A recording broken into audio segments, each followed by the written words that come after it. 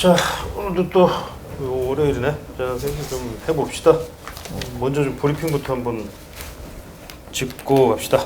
조선이랑 동아에서 다 전세 대란, 전세값 폭등 기사 나왔는데 간단하게 동아일보에서는 전세값에 또 한숨, 서울 아파트 전세 중위 가격이 처음으로 5억 원을 넘어섰다고 합니다. 그 서울 아파트 전세 중위 가격이 임대차 입법 시행 석 달 만에 약 4천만 원이 뛰었다고 하는데요. 이게 KB국민은행 자료 통해서 나온 내용인데 10월 서울 아파트 전세 중위 가격이 5억 804만 원으로 2013년부터 통계 집계를 했는데 그 이후로 처음으로 5억 원을 돌파했습니다. 근데 4억에서 4억 5천만 원이 되는 데는 약 3년 반 시간이 걸렸다고 하는데 4억 5천만 원에서 5억 원이 되기까지는 6개월 만이 걸렸습니다. 문제는 여기서도 기사에서도 지적하고 있는 바가 이 같은 상승세가 지속될 가능성이 높다는 건데 단순히 저희가 이제 한국감정원이나 KB 자료 통해서 전세가 상승률이 오르고 있다 이런 얘기를 계속 했는데 전세 수급 지수를 잘 살펴봐야 된다고 하면서 이 10월 서울의 전세 수급 지수가 191.8로 2015년 10월 이후 처음으로 190을 넘겼는데 이 전세 수급 지수라고 하면은 전국 중개업소를 대상으로 공급이 많은지 수요가 많은지 그 수요 공급 그 데이터를 통해서 수치가 0에서 200 사이로 이제 표기가 되는데 지수가 100을 초과할수록 공급이 부족하다는 의미인데 그래서 제일 높은 게 200인데 현재 서울 전세 수급 지수가 191.8로 거의 200에 가까운 수치를 기록하고 있습니다. 한마디로 전세는 완전 품귀라는 얘기네. 아파트 전세 가격 중위 가격이라고 그랬죠? 네. 5억이 넘었다는 게. 네. 그 매매가가 지금 평균이 한 9억 넘었다고 그러지 않았나 지난번에? 전세가율도 말씀하신 것처럼 3개월 연속 상승하고 있어서 서울 아파트 같은 경우는 현재 54.2%, 전국은 69.1%입니다. 전세 매물 자체가 지금 없어지는 게 더 큰 문제 아닌가, 그죠? 비싼 돈이라도 주고라도 들어가겠다는 사람들은 있는데 매물 자체가 없는 게 지금 문제인 거지 지금? 더 큰 문제인 거지 지금? 본격적인 이사 시즌이 아닌데도 이 정도면은 오케이 또 한번 봅시다. 그리고 한겨레에서 그 전세난 대책으로 고민 깊은 정부라는 기사가 나왔는데 이제 정부가 현재 전세난을 해결하려는 이제 대응책을 계속해서 모색하고 있는 상황인데 이번 주에는 발표가 좀 어려울 것 같다. 이런 내용이 나왔는데요. 현재 공공임대 확대는 그 기본적인 방향으로 잡혀 있는데 거기서 현재까지 좀 구체적으로 언급된 거는 공공임대 확충 방안으로 지분 적립형 주택 공급 그리고 중상층을 위한 중형 공공임대 도입 등까지는 나왔는데 정부가 언급한 이 중대형 임대주택이나 지분 적립형 주택은 충분한 물량이 아닌데다 당장의 공급 부족을 해결할 수 어렵다라는 지적이 계속해서 나오다 보니까 이 외에 또 마땅한 또 보완 해결책이 없는 상황이라서 이번 주는 아마 나오기 어렵지 않나. 계속 나오기 어려울 것 같은 느낌인데 중형임대 같은 경우도 사실은 이게 이미 실패했던 제도 아닌가? 시프트라든지 이런 거 서울시에서 했던 장기 전세주택이라든지 60제곱미터 전용 60제곱미터 이하만 공공임대를 지을 수 있는데 8호제곱미터까지도 공급을 하겠다 이런 얘기인 거지 지금 이 논의되고 있는 게. 맞습니다. 그러니까 이게 원래는 옛날에도 다 있었던 거거든. 8호제곱미터까지도 있었거든 임대가. 근데 이거 다 없앴단 말이지. 그때는 또 무슨 임대주택을 8호제곱미터까지 짓느냐 너무 크다 그래서 짓지 마라 그래가지고 사실은 없앴던 건데 또 그때는 맞고 지금은 틀리고 또 그때는 틀리고 지금은 맞고 이런 그런 논리인 듯한데 이게 중형임대도 사실 당장 되지도 않잖아 이거. 이게 지으려면 벌써 최소한 3-4년 이상은 걸릴 텐데. 시장에서는 지금 당장 전세 대책이 필요한 건데 임대주택이라든지 지분 적립형 주택을 짓겠다는 건 아무리 빨라도 3-4년은 걸리는 거니까. 그렇지. 특히나 매매 가격이 아니라 전세면은 지금 살지 않을 방법이 없기 때문에 지금 당장 나오지 않으면 대책이 될 수가 없다. 근데 또 단기 대책은 전세를 안정시킬 만한 대책이 사실은 없지. 없는 뾰족한 수는 없지. 네. 그러니까 이게 이제 결국 돌고 돌아서 들어가 보면은 결국은 임대주택 등록 제도를 그러니까 정부가 이제 없애면서부터 이 모든 난국의 시작이 여기에 원인이 된 거 아닌가라는 생각이 들거든. 근데 지금까지 그랬듯이 정부가 이제 또 대도 안 된 이런 대책이라고 내놓고 이제 대책을 내놨으니까 좀 안정이 될 것이다. 아니면 또 거기서 이상한 통계를 가져와서 안정이 되고 있다.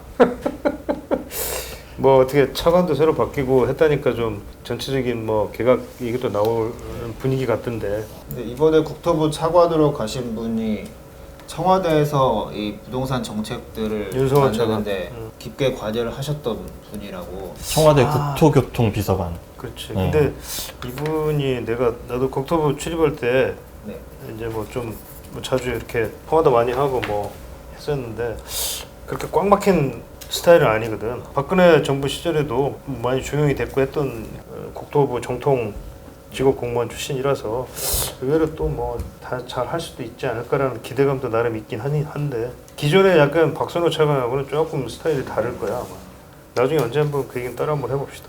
이번 주 그 분양 기사인데요. 이번 주 분양. 예, 로또 아파트 쏟아진다. 과천부터 세종시까지 줄줄이 해서 가장 관심이 많은 과천 지정타 세개 블록이 내일부터 세개 단지 청약이 시작이 되고요. 3일 1순위 청약을 접수를 하는데 청약일은 같지만 이제 발표일이 다 달라서 동시 청약이 가능하다는 게 특징이고요. 대략 분양가는 3.3제곱미터 평당 2,400만 원 안팎에.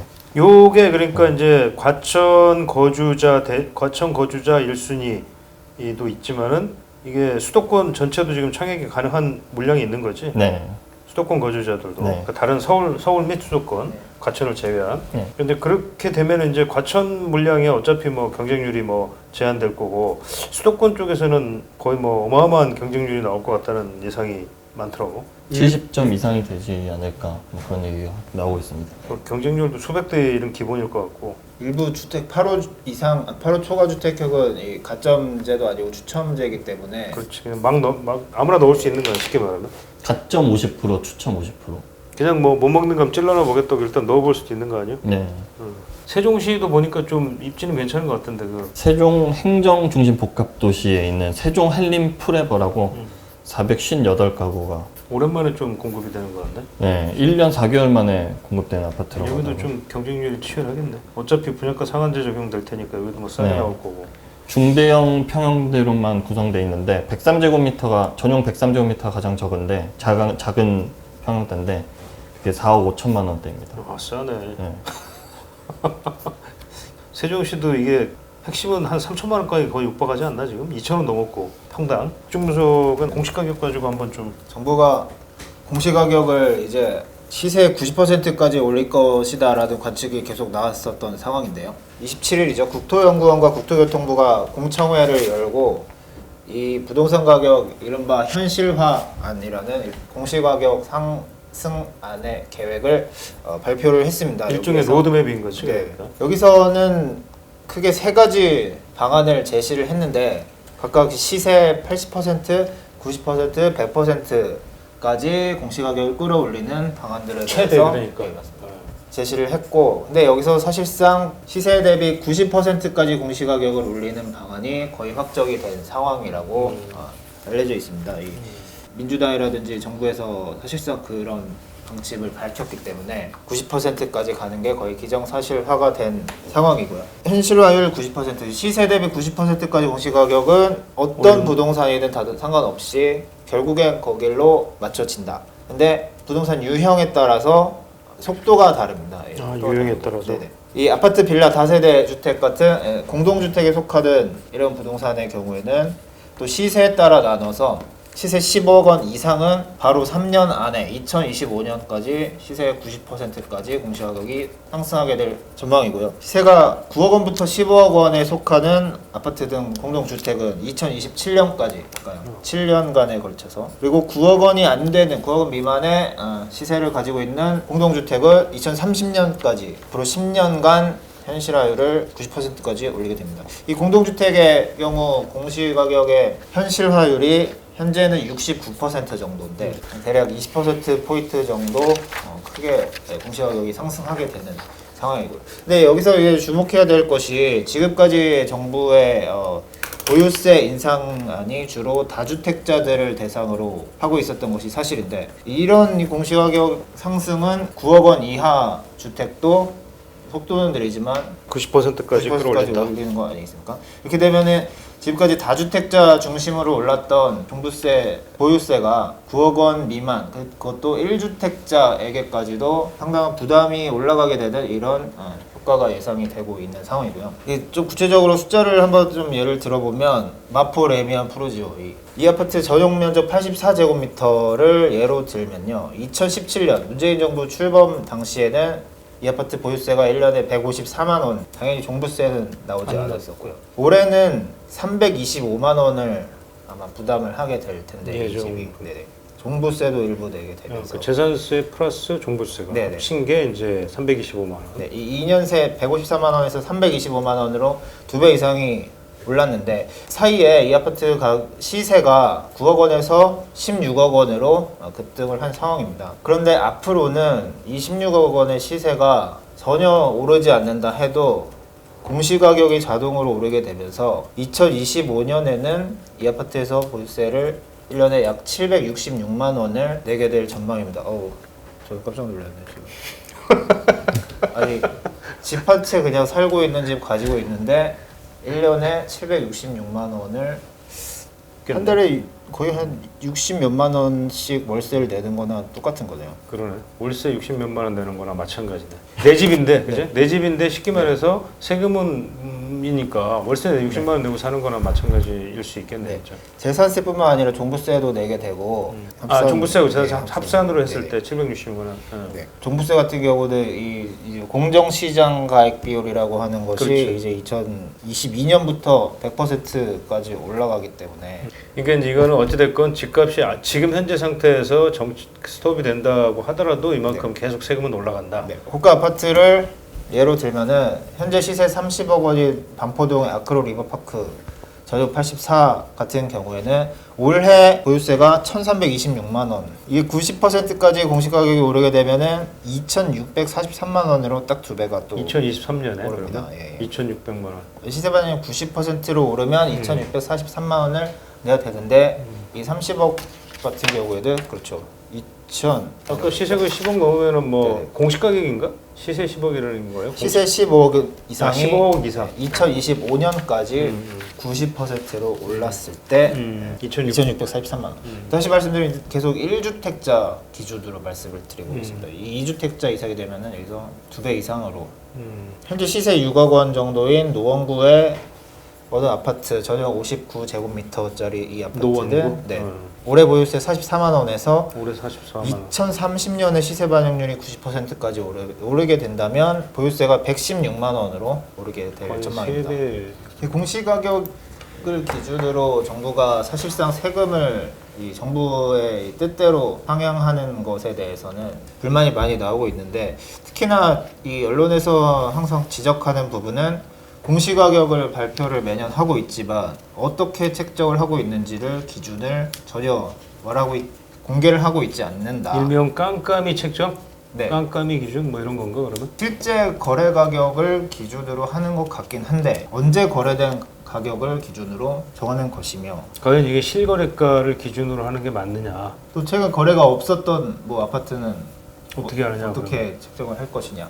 이게 뭐 문제가 되는 경우는 결국에 이 세금을 내게 되는 기준이 이 공시가격인데 그것이 아무런 기준도 우리가 이해할 수 없는 기준으로 그것도 정부 마음대로 공시가격 현실화라는 이름으로 공시가격을 사실상 그냥 마음대로 끌어올리면서 증세를 하는 것이 과연 맞느냐. 정부가 이 공시가격 현실화를 추진을 하면서 대만의 사례를 참고한 것으로 전해지고 있는데요. 대만 사례? 네, 대만 같은 경우도 얼마 전에 공시가격 현실화율 시세 반영 비율을 10년에 걸쳐서 90%로 끌어올렸다고 합니다. 공시가격 인상을 하면서 동시에 양도세율을 큰 폭으로 낮춘 재산세는 높이되 보유세는 높이되 거래세는 낮추는 이런 정책을 실제로 시행을 한 거죠. 대만 같은 경우는 2년 이상 거주한 주택을 양도할 때 양도세율을 40%에서 20%로 반으로 내렸다고 합니다. 거래세도 점점 더 높아지고 있고 1주택자라도 마찬가지지. 그러니까 조건을 굉장히 까다롭게 지금 하고 있는 상태고 점점 더 까다롭게 하고 있고 공제 폭도 막 자꾸 줄이려고 하는 상황이고 보유세는 더 말할 나위가 없는 상황이고 그래서 지금 정부에서 얘기하는 건 어찌됐건 좀 이런 재산세를 좀 낮추자. 네. 1주택 9억 이하 뭐 아직 정해진 건 아니지만 뭐 이런 얘기가 지금 나오고 있다는 거지. 그래서 정부와 여당이 1주택자의 중저가 주택 1주택을 보유한 이들의 재산세를 완화하는 데는 어느 정도 원칙적으로는 좀 원칙적으로는 합의를 한 것 같고. 합의를 한 것 같은데 그게 공시가격 기준으로 6억으로 할 것이냐 9억으로 할 것이냐 이 부분에서 지금 합의가 안 되고 있는 상황이라고 하는데요. 정부는 6억이 기준이 되어야 맞다라는 입장이고 여당은 좀 더 많은 표를 생각을 하고 있는지 9억 원 이하로 해야 된다. 지금까지 계속 했듯이 고가주택 보유자들은 세금을 더 많이 내고 중저가 주택은 줄여주면서 줄여주는 또 이분법 네. 갈라치기 전략인가? 갈라치. 아니, 모든 걸 뭐 정치적으로 해석할 필요는 없고 그렇긴 한데 세금이라는 게 사실은 굉장히 민감해서 특히 이제 세금은 형평성, 조세 형평성이 제일 중요한데 그죠? 조세 형평성 문제는 좀 있는 것 같기는 해. 이게 공시가격이라는 게 너무 집값이 계속 떨어진다라고 보면 어떡할 거냔 말이지. 그러면 그때 되면 정말 이거는 그거 아마 들고 일어날지도 몰라 정말. 내가 막 부추기는 게 아니라 아이 그렇죠 열받잖아. 국민들 입장에서는 집값도 떨어졌는데 갑자기 세금은 더 오르는 거야. 그럼 이거 환장을 넣어야지 그야말로. 가만히 있겠냐고. 그러니까 또 어떤 안정성이라든지 이런 걸 안 보고 약간 좀 그래서 이제 포퓰리즘이란 말이 나오는지는 모르겠지만 그런 거 아닐까라는 생각은 드네. 오케이 오늘 뭐 여기까지 합시다.